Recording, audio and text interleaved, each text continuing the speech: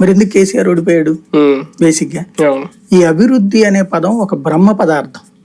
ఎవడిష్టం వచ్చినట్టు ఆడు లెక్కేసుకోవచ్చు. చంద్రబాబు ఉన్నప్పుడు అద్భుతమైన అభివృద్ధి జరిగింది.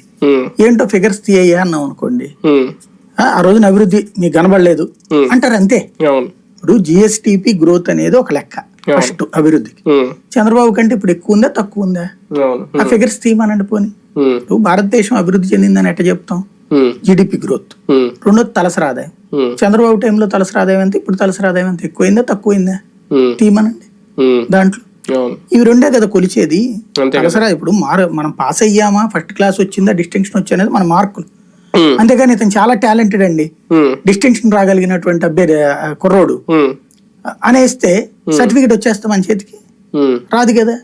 అట్లాగే ఇవి రెండు కాకుండా ప్రాక్టికల్ కాన్సెప్ట్ ఏంటి, గ్రౌండ్ లెవెల్లో చూసుకునేటువంటిది ఒక ఊరికి చేసేటటువంటి అభివృద్ధి. ఆ ఊరికి చంద్రబాబు టైంలో ఏమొచ్చినాయి? ఒక హాస్పిటల్ వచ్చిందా, ఓ స్కూల్ నాడు నేడు కింద డెవలప్ అయినాయా?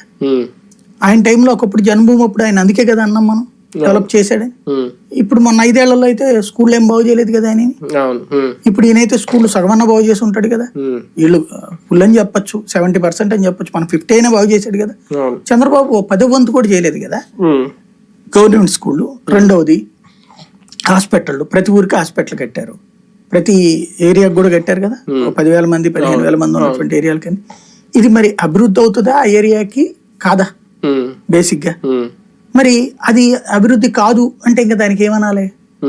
పోనీ కంపెనీలు, ఇప్పుడు చంద్రబాబు ఉన్నప్పుడు వచ్చినటువంటి కంపెనీ కియా ఒక్కటి చెప్తారు వాళ్ళు, అంతే కదా. లేదా 300 వచ్చిన